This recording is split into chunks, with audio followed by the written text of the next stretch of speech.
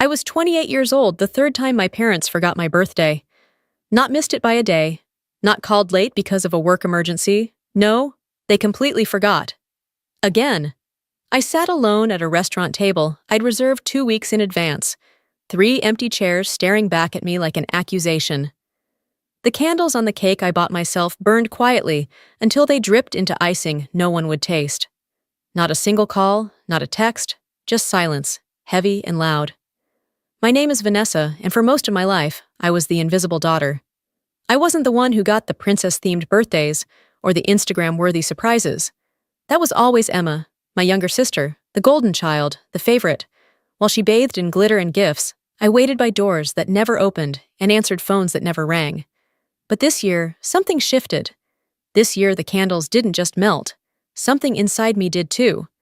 And when it hardened again, it came back sharper. They thought I'd just take it again. The silence, the rejection, the emotional breadcrumbing. But not this time. This time, I was going to show them exactly what happens when the forgotten daughter decides she's done being invisible. And by the end of it, they wouldn't be able to forget me even if they tried. I used to tell myself it wasn't personal. When I was 10, Emma got a birthday party at Disneyland. Balloons, fireworks, a 3-tiered princess cake with edible glitter. She twirled in a sparkly dress as photographers followed her like she was royalty. 3 months later, my birthday came. I waited. All day. No decorations, no cake, not even a mention. That night, when I finally worked up the courage to ask my mom if they had forgotten, she blinked at me like I'd asked her for the moon. "Oh, honey," she said, brushing past me. "You understand. We've just been so busy with Emma's auditions." That was always the phrase. You understand. It became their mantra, code for Emma comes first. And over time, I learned to play along. I kept my voice low, my expectations lower. While Emma took private vocal lessons, I worked part-time jobs to afford my own textbooks. While she posted selfies in designer clothes my parents bought her, I walked home in the rain because Mom forgot to pick me up.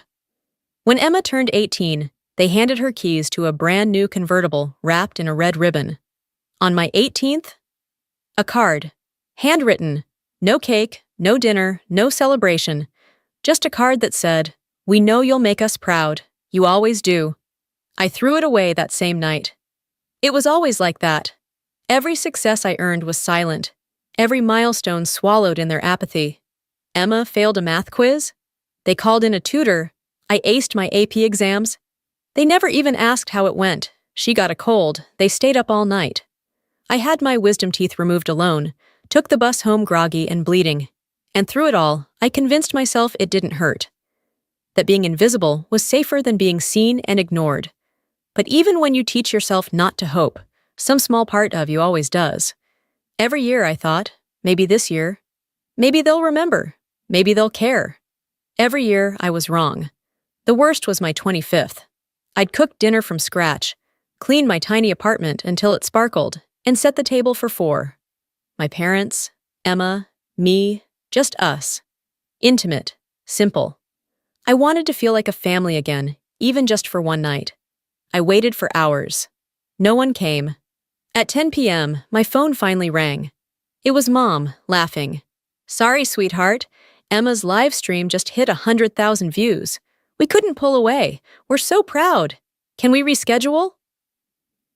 I stared at the untouched food, my heart folding in on itself like a dying star.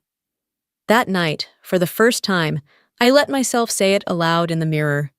They don't care, not about me. I was the placeholder, the backup, the dependable one who didn't need attention, the one who never caused trouble, who could be left on the shelf without complaint, the ghost child. And for most of my life, I believed that meant I had to earn their love by being useful. But love that needs earning isn't love. It's leverage, and I was done being collateral. The day after my 28th birthday, I promised myself I'd move on.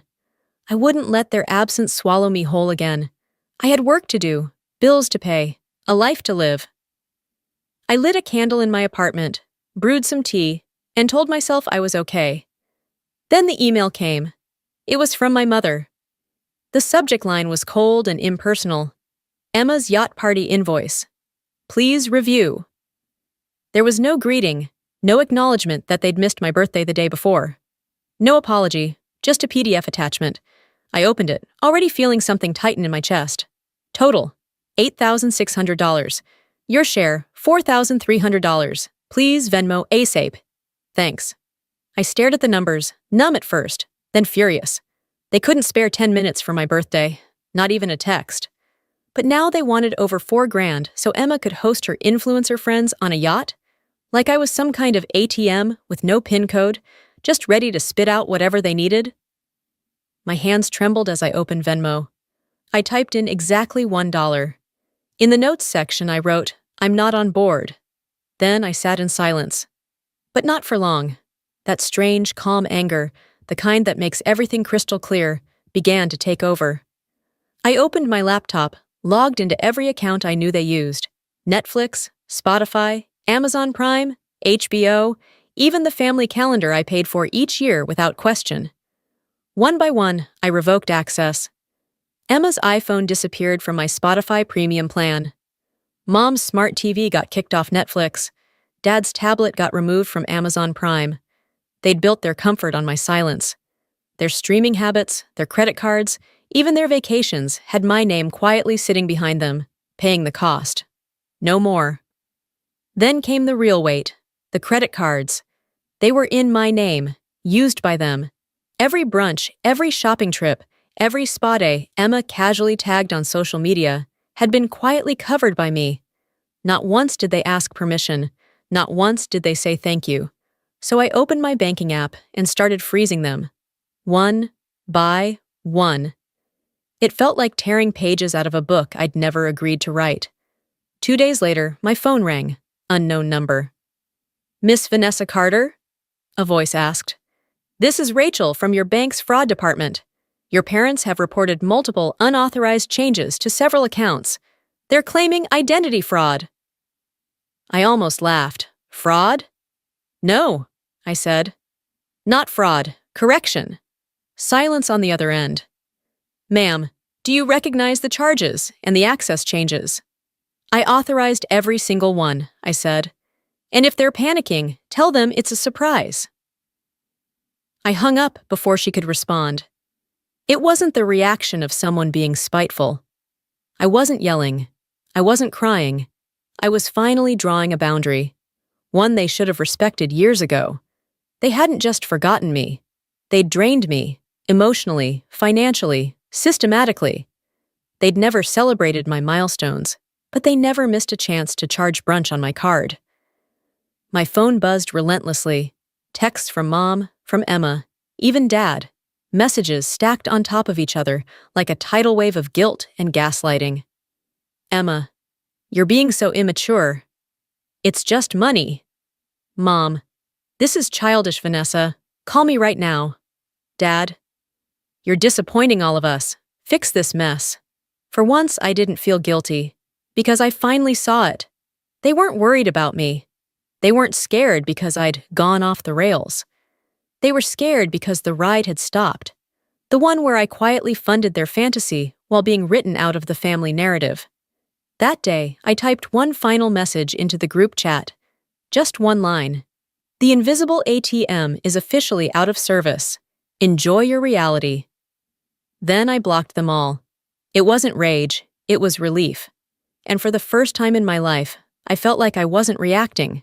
I was responding, with clarity, with truth, and with the full awareness that this time, they wouldn't be able to twist it into something ugly and turn it against me. They wanted to erase me. Now they'd learn exactly how it feels when the one they've erased decides to become unforgettable. I didn't post out of spite. I posted out of necessity. There was no screaming match, no last-ditch phone call begging them to explain. I knew better than to expect remorse. I'd spent years swallowing my pride, pretending I wasn't hurt.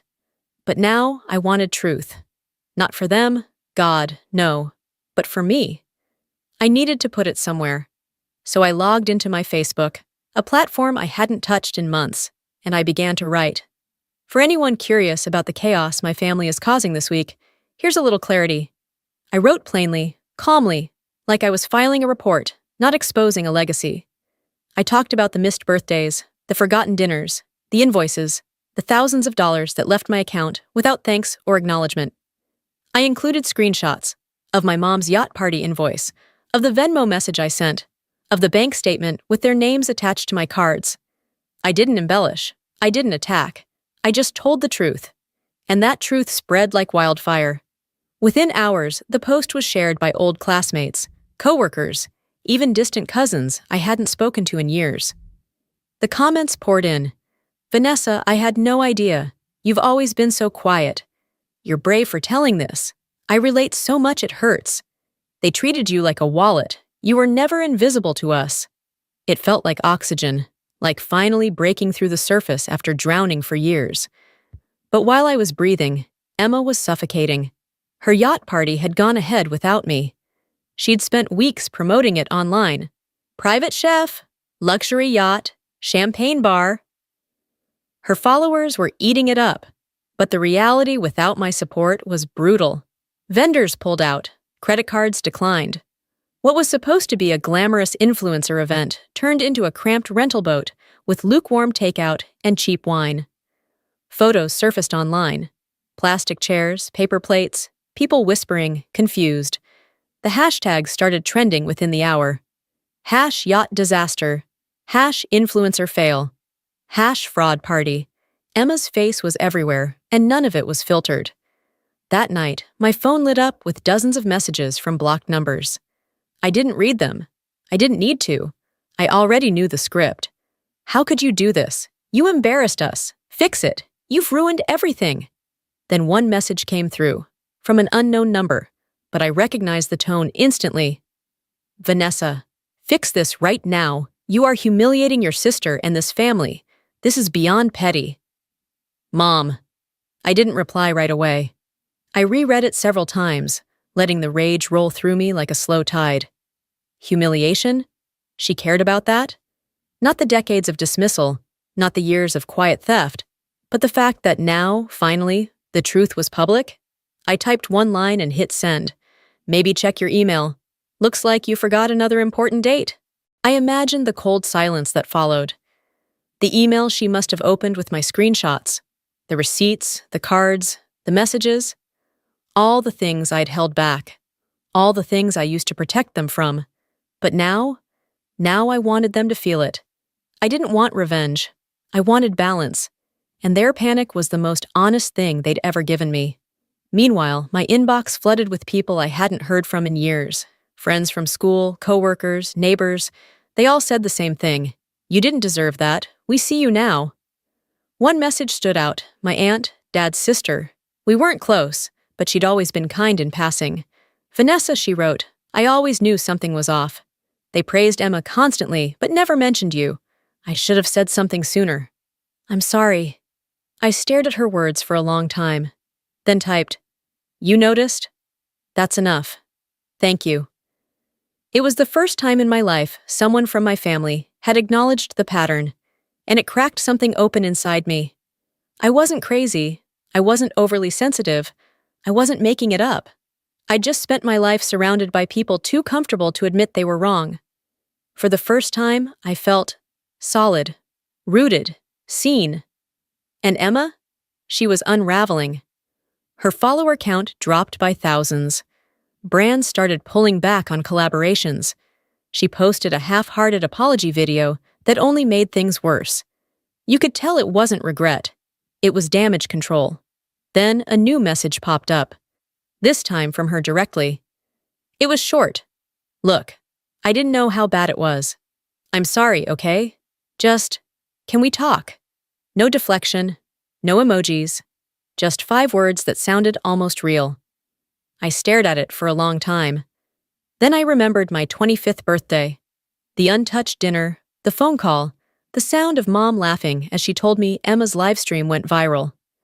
I remembered the look on Emma's face every time she used my card and never said thank you. I remembered everything, and I typed just one word, "No." Then I blocked her again. Not because I was angry, but because I was finally clear. I thought the silence would be satisfying. It wasn't. Not at first. When I blocked them all, Emma, Mom, even Dad, I expected peace. Instead, What came first was stillness, that strange, unfamiliar quiet after a storm. My apartment was calm, but my body was still bracing for the next emotional hit, like a soldier waiting for an ambush that never comes. Then the phone rang again. Unknown number. I almost didn't answer, but something told me to pick up. Miss Carter? The voice was calm. Corporate. This is Lauren from Pacific National Bank's Fraud Division. Your parents, Anna and Richard Carter, have filed a report alleging fraudulent activity on several shared accounts. I didn't flinch. Of course they had. Let's call it what it was. Desperation dressed up in legal jargon. They're claiming the accounts were misused, she continued, and that your actions were unauthorized and malicious. I almost laughed. I see. Let's go over a few details, shall we? I pulled up the documents I'd quietly saved over the years.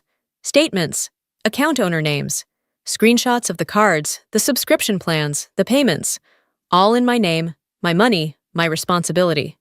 Lauren, I said, whose name is on the Netflix, Spotify, and Amazon Prime accounts? A pause, typing. Yours. And the family credit cards? Also under your name, Miss Carter. And who paid those balances every month? You did. Silence. Heavy, conclusive. So, I said, does this still sound like fraud? No, she admitted. It doesn't. Good. Now please inform my parents that if they continue making false allegations, I'll pursue legal action, and kindly remind them that lying to a financial institution is a crime. Thank you. Lauren cleared her throat. Understood. I'll mark this as a family dispute and close the fraud investigation. And for the record, I hope you're okay. I smiled softly. For the first time in a long while, I am. I hung up and sat there, watching sunlight spill across my floor like it was the first time I'd seen it. The weight in my chest, the one I'd carried for years, finally began to shift, not from guilt, but from release. A few hours later, a voicemail came in. My mother again.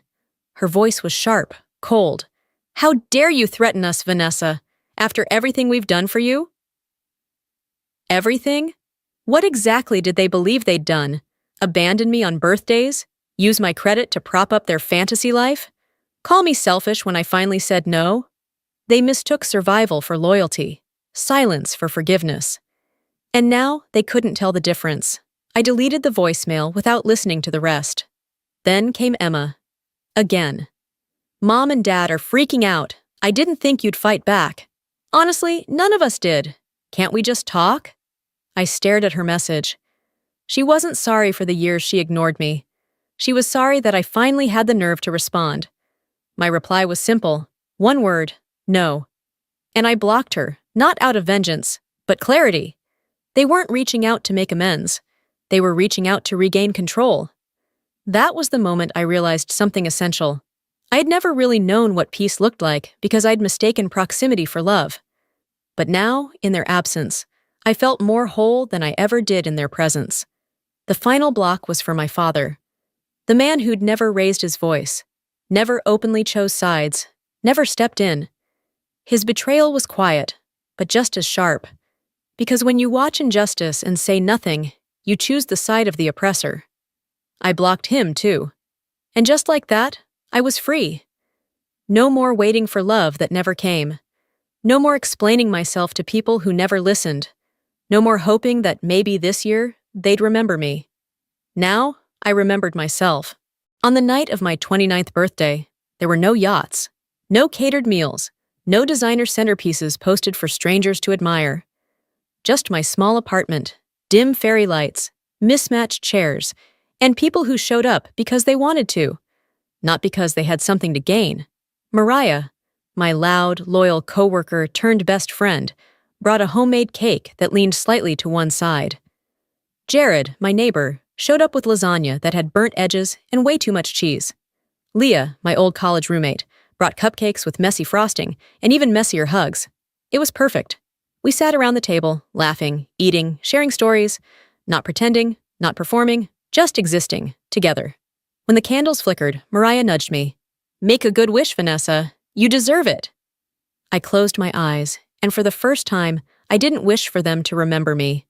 I didn't wish for reconciliation. I didn't even wish for revenge. I just whispered thank you to the version of me who waited so long for love that never came, and finally realized she didn't need to wait anymore. Later, after everyone left, I sat by the window with a blanket and a cup of tea. No chaos, no guilt, no phones buzzing with demands, just stillness. Mine. And for the first time, I didn't feel invisible. I felt chosen, by myself. They spent $300,000 on a wedding, but when I begged them to help save my daughter's life, they turned away like I was asking for a loan, not their granddaughter's future. My name is Adelaide, and I'm 31 years old. I live in the Pacific Northwest, where the rain speaks more truths than my own parents ever did. I run a modest interior design studio, nothing flashy, but enough to keep food on our table and hope in our home. My husband, Gavin, is the kind of man who listens more than he speaks, and when he does speak, it's the kind of voice you believe in. Our daughter, Sienna, is 8.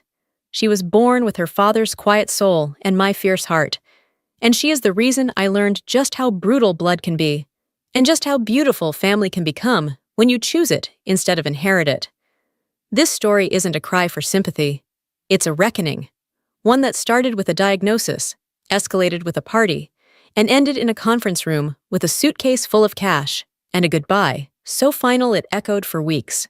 You can walk away from the people who raised you, and sometimes it's the only way to survive. I was born into a family where love wasn't unconditional. It was transactional.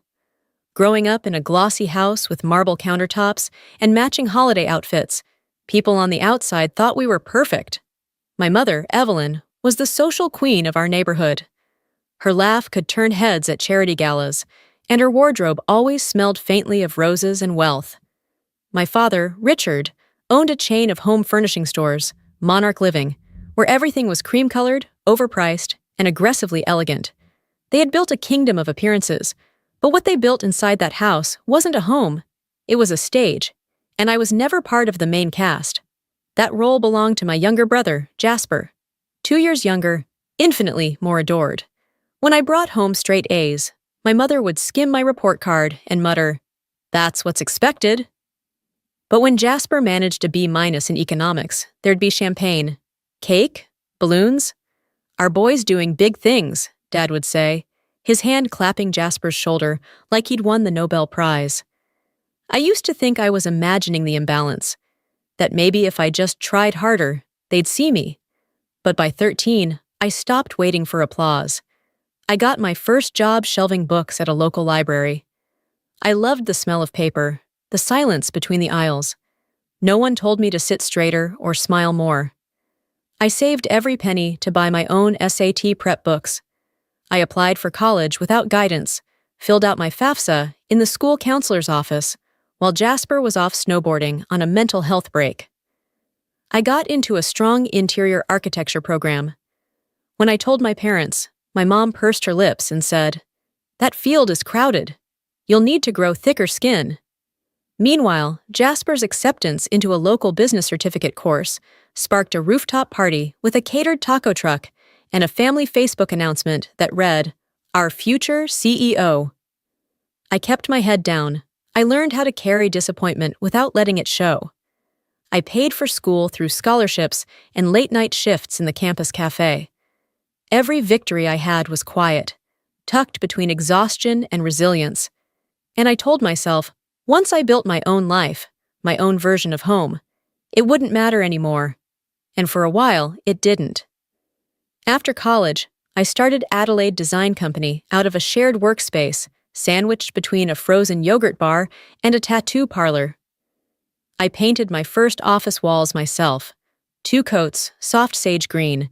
I couldn't afford a real assistant, so I used my phone alarm as a meeting scheduler. I had to beg for my first clients, but I never missed a deadline. It was during one of those early projects, staging a starter apartment for a young couple, that I met Gavin. He was installing smart lighting systems, quiet, focused, kind. He asked if I believed lighting could affect your mood. I said yes. How we light a room often tells us how to feel in it. He smiled and said, "That's what I've always thought too."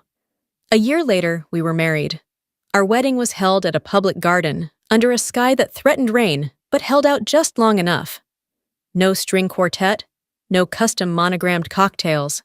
Just us, wildflowers, and vows we wrote by hand. My parents didn't come.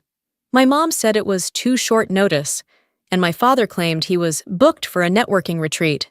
But Gavin's parents, Miriam and Walter, were there. They brought folding chairs, a basket of muffins, and hearts wide enough to hold us both. Then came Sienna. From the moment I held her, I understood what love was supposed to feel like. Her tiny fingers wrapped around mine, her eyes searching for mine, like she already knew I'd protect her from everything, even the shadows I still carried. She grew up in a small apartment where sunlight spilled through the kitchen window and laughter echoed off secondhand furniture. We didn't have much, but we had love in all the places it mattered. And for a time, I believed that was enough. Until I learned what love wasn't, again. It started with a cough. At first, it was just a small dry sound, something I brushed off as the tail end of a seasonal cold. Sienna had always been a strong kid, bounding through the living room in her mismatched socks, reading aloud to her stuffed animals like they were scholars. So, when the cough didn't go away, I told myself it was allergies, maybe a lingering bug. I gave her honey and warm tea, rubbed her back as she slept, but it didn't go away. It got worse. The cough came in fits, waking her in the night. I'd find her sitting up in bed, clutching her little chest, eyes wide with panic. Gavin and I rushed her to a clinic, where a doctor prescribed antibiotics and said it was likely bronchitis. But the way he furrowed his brow over her chart haunted me. "Monitor her closely," he said, "and come back if it gets worse." It got worse. She started sleeping more, reading less. She didn't dance around the apartment anymore. One afternoon, she was coloring at the table when she suddenly dropped her crayon and whispered, "Mommy, my heart feels too fast." Then she fainted. That moment fractured me. We sped to the hospital, Gavin white-knuckling the steering wheel, while I held Sienna in the back seat, whispering, "You're okay, baby, you're okay," over and over, as if saying it would make it true. The ER was a blur of cold light and louder fear. Blood tests, scans, machines. A waiting room full of silence. 3 hours later, a doctor walked in with a clipboard and eyes that had seen too much. "There's a mass in her left lung," he said. "It's likely benign, but it's compressing her airway. She needs surgery, soon." He gave us the number. $98,000, not including post-op care. I couldn't breathe. We had no insurance. We kept saying next month, after every tight budget, every time the premiums felt too steep. And now, the price of our delay was life-threatening. We had about $11,000 in savings. The bank turned us down for a loan. Our credit score wasn't high enough. Desperation clawed at my throat. I did what I'd sworn I never would. I called my mother. It was late. She answered in a clipped tone, like I was interrupting something delicate. I told her everything. Sienna's diagnosis, the urgency, the cost. She paused. Then she said, "This is terrible timing, Adelaide. Your father and I are hosting Jasper's engagement party next weekend. We've already paid deposits." I blinked, stunned. "Mom, Sienna could die." "I'm sorry," she said coldly, "but we can't let personal issues overshadow a major family celebration. You know how that would look." I stood in the hospital corridor, my daughter hooked up to machines, while my mother talked about venue lighting and caterers. And then she hung up. I didn't sleep that night. I sat beside Sienna, watching the rise and fall of her chest, terrified that at any moment it might stop. The next morning, I made the hardest decision I'd ever made. I drove across town to my parents' estate. It was exactly what you'd expect from two people obsessed with image. Manicured lawns, white columns, warm champagne laughter pouring from the backyard. The engagement party was already in full swing. I walked past luxury cars and crystal platters, clutching Sienna's medical records like armor. Inside, my mother turned and froze. Her smile evaporated. "Adelaide," she hissed, "what are you doing here?" "I need 5 minutes," I said. "It's Sienna." Her eyes narrowed. Not now. This is Jasper's day. I forced the papers into her hand. She needs surgery. Please, help us. You're her grandmother. Her face turned to stone. We've spent everything already. Between the band, the dress, the photographers. Where do you expect me to find $98,000? I stepped back like she'd slapped me. My father walked over, confused, holding a champagne flute. I turned to him, voice trembling. Dad, please. He looked around at the guests and said, Don't make a scene. Behind him, Jasper laughed. What? Didn't budget for emergencies? Don't make that our problem, Addie. That was when something in me broke. Not from sadness, but clarity. I stood straighter. I looked at the three of them.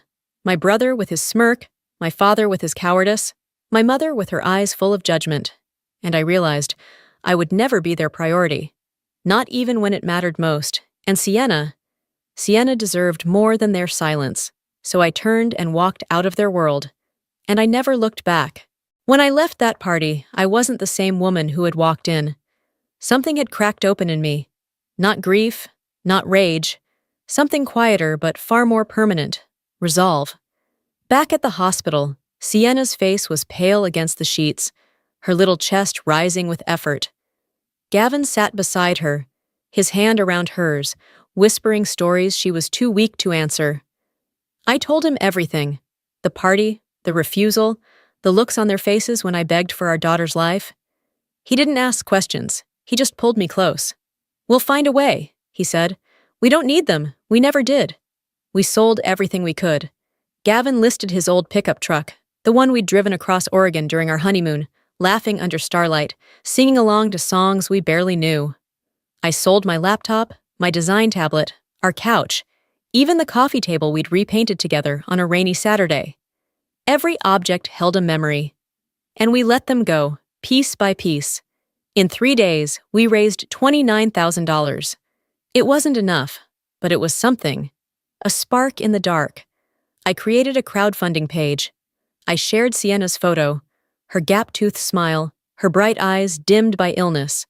I wrote from the heart, told the truth without begging. And slowly, strangers began to share it. There were people who offered prayers. Some sent $5, $10. One message came from a woman named Lydia in Tennessee. I'm a single mom too. I know what it's like to feel helpless. It's not much, but I hope it helps. Her $5 donation felt like a lifeline. Then came the people I hadn't expected. Anna, my old college roommate, wired $500 with a note. This is all my rent buffer, but she's worth it. You're worth it. I cried so hard I couldn't speak for 10 minutes. Travis, a junior designer at my firm, 23, shy, brilliant, showed up at the hospital. He slipped an envelope into my hand. It's $320, he said. I was saving for a new laptop, but Sienna comes first. I had never cried in front of a coworker, until that moment. And then, like Grace, Gavin's parents came. Miriam and Walter were not wealthy. They lived in a modest rambler with creaky floors and a fireplace that smelled like childhood. They had always treated me like their own, but I never expected what they did. Walter pulled me aside in the hospital corridor, his voice low, his eyes clear. We sold the house, he said. It's done. The money's yours. I blinked, stunned. What? We've already moved in with my sister for now, Miriam added. Sienna's family. Family shows up. I crumpled. Not with shame, but with gratitude so overwhelming I couldn't breathe. I sobbed into Miriam's arms as Walter held Gavin, both men silent in the way only fathers who have lost and feared can be. That night, I sat by Sienna's bed, her tiny fingers curled around mine, and whispered, You're not going anywhere, baby. We've got you. 3 days later, we had the full amount. $98,000 and change, paid in cash, in kindness, in love from people who had no obligation to give, but gave anyway. The surgery lasted 6 hours. 6 hours of pacing hallways, of holding Gavin's hand until our fingers went numb, of clutching Sienna's beaded necklace against my heart like it was holy. When the doctor walked out, his mask lowered and a small smile on his face, I collapsed into the chair behind me. "She's strong," he said. "She'll recover." I wept, not because I was afraid, but because the fear had finally released me, because we had pulled her back from the edge, because love, real love, had shown up. The weeks after were a blur of healing, physically, emotionally, financially. We scraped by. I returned to work half days. Gavin picked up consulting gigs at night. Every breath Sienna took was a reminder that every sacrifice had been worth it. But something inside me had shifted permanently. I didn't want survival anymore. I wanted growth, power, safety. I wanted a future where Sienna would never have to beg anyone to see her worth. So I got up earlier. I restructured my company. I studied marketing, negotiation, digital strategy. I took classes online at midnight while Sienna slept. I stopped waiting for permission. I stopped shrinking to make others comfortable. And people noticed. Clients started referring friends. Former clients returned. Projects got bigger. My name began to circulate in Denver design groups, then in regional blogs. A year later, I signed a 7-figure contract to redesign the interiors of a luxury apartment complex. Modern Spaces magazine ran a feature. Adelaide Kerr, from crisis to creative powerhouse. When they asked what fueled my success, I said it plainly. My daughter almost died. I begged for help. My family said no. But the people who mattered, the ones who didn't have to help, they said yes. I built this for them. The interview went viral. Not for the design tips, but for the truth. And suddenly, the family that had always ignored me couldn't look away anymore. The interview had barely been live for a day when the ripple began. Within hours, people pieced together who I was. Adelaide Kerr, formerly Adelaide Monroe, daughter of Richard and Evelyn Monroe, sister to Jasper. The same Monroe family who ran Monarch Living, the same family who, as headlines soon screamed, threw a 6-figure engagement party and refused to help their dying granddaughter. Their names trended for all the wrong reasons. Review sites for their furniture chain were flooded with 1-star ratings. Photos from the engagement party were plastered next to screenshots from my interview, and people connected the dots faster than I could have imagined. My story wasn't just a story anymore. It was a reckoning. Within a month, Monarch Living closed 3 showrooms. Lawsuits followed. Suppliers cut ties. Jasper's fiancée erased every photo of him from her socials, canceled the wedding, and moved out. And my parents, who once dined with mayors and moguls, were suddenly publicly shamed. And then they came crawling. It was a letter mailed to my studio, the handwriting shaky, the tone desperate. "We lost everything," it read. "The house, the business. Jasper has no job. Please, Adelaide, help us." I sat with that letter for hours. I thought of Sienna in that hospital bed, her gasping breaths, their cold refusal. I invited them to my office just once. They arrived in worn coats, silent and smaller than I remembered. I placed a suitcase on the table, $200,000, enough to help, enough to start over. But before they could reach for it, I said, "From this moment on, we are no longer family. You'll take this money and walk away. No visits, no calls, no more." My mother sobbed. My father stared at the floor. Neither protested. Because deep down, they knew. Family is not blood, it's action. And they had made their choice long ago. I never heard from them again. No more letters, no late-night phone calls. Just silence, exactly as I asked for. And in that silence, something unexpected happened. I healed, not in one sweeping moment, but gradually, like light slipping through cracks in a boarded-up window. Like breath returning after a long submersion. I woke up each morning to Sienna's footsteps padding across the floor, to Gavin's hand wrapped around mine. The house was filled with simple things: warm food, quiet laughter, the rustle of pages turning during bedtime stories. Peace didn't come from forgetting. It came from choosing what to carry forward. We eventually moved into a new home, one I helped design from the ground up. It wasn't flashy, but it had wide windows, sunlit walls, and a big yard where Sienna chased fireflies until nightfall. Miriam planted lavender along the fence. Walter taught Sienna how to ride a bike. steady hands on her back, steady love in every word. I repaid those who had shown up. I helped Anna launch the music school she once dreamed of. I funded Travis's scholarship to a top design institute. I gave back, not out of obligation, but because I wanted to. Because love given freely should echo. I thought for a long time that family was something fixed, something you're born into, like your blood type or your eye color. But it's not. Family is who shows up when it matters, who holds your hand when the world falls apart, who sells their house without hesitation to save a child they didn't raise, but loved anyway. One day, Sienna asked me why we didn't visit Grandma and Grandpa anymore. I paused, then told her the truth. Simple, not bitter. Because not everyone who shares your name shares your heart, and we only keep the ones who do. She nodded, her little hand in mine, and said, "I'm glad we have the good kind." "Me too, baby. Me too."